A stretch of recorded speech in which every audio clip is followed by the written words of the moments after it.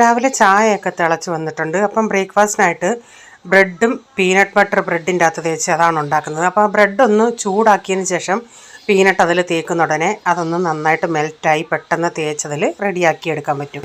അപ്പോൾ ഞാൻ ബ്രെഡ് ഇങ്ങനെ ഒന്ന് ചൂടാക്കിയിട്ട് അതിലേക്ക് ഇതൊന്ന് തേച്ചെടുക്കുന്നുണ്ട്. അപ്പോൾ ഇന്നലെ മലയാളിക്കടയിൽ നിന്ന് ഏത്തയ്ക്ക വാങ്ങിച്ചായിരുന്നു, അതും ഉണ്ട്. അത് വേണ്ടിയവർക്ക് അതും കൊടുക്കാം. അപ്പോൾ ചായയൊക്കെ റെഡിയായി, അതൊന്ന് ആറ്റിച്ചെടുക്കട്ടെ.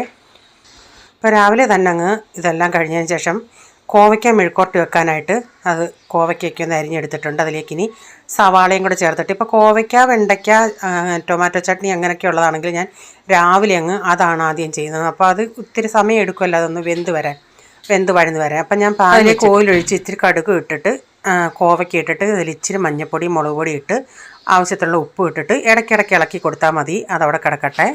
അതിനുശേഷം കറി വെക്കുന്നത് ചീമച്ചക്ക തീയല ഇന്നലെ കേരളക്കടയിൽ നിന്ന് വാങ്ങിച്ചായിരുന്നു. അപ്പോൾ ആ ചീമച്ചക്ക ഞാനൊന്ന് ചെത്തിയതിന് ശേഷം വെള്ളത്തിലോട്ടാണ് ഇട്ടേക്കുന്നത്. അപ്പോൾ ആ കൂഞ്ഞൊക്കെ എടുത്ത് കളഞ്ഞിട്ടുണ്ടാകത്തെ. അപ്പം ഒരു കളറുണ്ടല്ലോ ഇതിന്, അതുകൊണ്ടാണ് ഞാൻ അങ്ങനെ വെള്ളത്തിലോട്ട് കണ്ടിച്ചിട്ട് എന്നിട്ടിങ്ങനെ ചെറിയ പീസാക്കി ഒന്ന് എടുക്കട്ടെ. ഇതെനിക്ക് ഭയങ്കര ഇഷ്ടപ്പെട്ട ഒരു കറിയാണിത്. അപ്പം കേരളക്കടയിൽ നിന്ന് തന്നെ നാട്ടുമാങ്ങ വാങ്ങിച്ചായിരുന്നു. അപ്പോൾ ഇവിടെ ഒരാളിരുന്ന് നാട്ടുമാങ്ങ തിന്നുക, അവന് ഒത്തിരി ഇഷ്ടമായി. അവരൊക്കെ ആദ്യമായിട്ടാണ് ഇത് കഴിക്കുന്നത്. ചീമച്ചക്കയ്ക്കകത്ത് ഞാൻ ഇച്ചിരി മഞ്ഞൾപ്പൊടി, ഉപ്പിട്ട് ഇച്ചിരി വെള്ളം ഒഴിച്ച് അതൊന്ന് വേവിക്കാൻ വെച്ചിട്ടുണ്ട്. അപ്പം ഞാനിവിടെ ഒരു പാൻ വെച്ച്, എൻ്റെ കയ്യിൽ വറുത്ത തേങ്ങയുള്ളത് കൊണ്ട് അതാണ് ഇപ്പോൾ എടുത്തേക്കുന്നത്. അത് ഫ്രിഡ്ജ് വെച്ചേക്കുമായിരുന്നു. ഒരു 6-7 ടേബിൾ സ്പൂൺ തേങ്ങ വറുത്തതും, ഒരു 1.5 ടേബിൾ സ്പൂൺ കാശ്മീരി മുളക് പൊടിയും, ഒരു 2 ടേബിൾ സ്പൂൺ മല്ലിപ്പൊടിയും, 1 ടീസ്പൂൺ ഗരം മസാലയും, ഇച്ചിരി മഞ്ഞൾപ്പൊടിയും കൂടി ഇട്ടിട്ട് ഒന്ന് ചൂടാക്കി എടുക്കുന്നുണ്ട്. എന്നിട്ട് അത് തണുത്തതിന് ശേഷം ഒന്ന് അരച്ചെടുക്കാം. അപ്പോൾ ചീമച്ചക്കയുടെ ക്വാണ്ടിറ്റി അനുസരിച്ചിട്ട് വേണം തേങ്ങയും ഇതെല്ലാം ഒന്ന് എടുക്കാനായിട്ട്.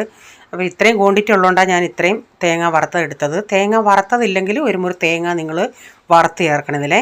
അപ്പോൾ അത് ചീമച്ചക്കയൊക്കെ ഇത് വെന്തു. ഞാനത് തണുത്തതിന് ശേഷം അരപ്പൂടെ അരച്ചായിരുന്നു, അതുകൂടി ഇതിലിപ്പം ചേർത്തിട്ടുണ്ട്. ഇനി ലാസ്റ്റിൽ നമുക്ക് കടുകൂടെ വറുത്ത് ചേർക്കണം.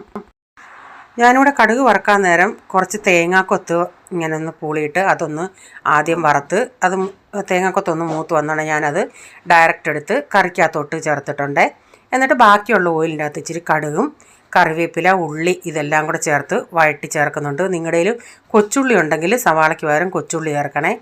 അപ്പോൾ ഇത് ഇപ്പോൾ ഇത്രയും ചാറുണ്ടെങ്കിലും തണുക്കുമ്പം കുറച്ചുകൂടെ അങ്ങ് ഇത്തിരി കൊഴുപ്പായിട്ട് കിട്ടും. അപ്പം നമ്മുടെ ചീമച്ചക്ക അല്ലെങ്കിൽ കടച്ചക്ക കറി ഇവിടെ റെഡി ആയിട്ടുണ്ട്.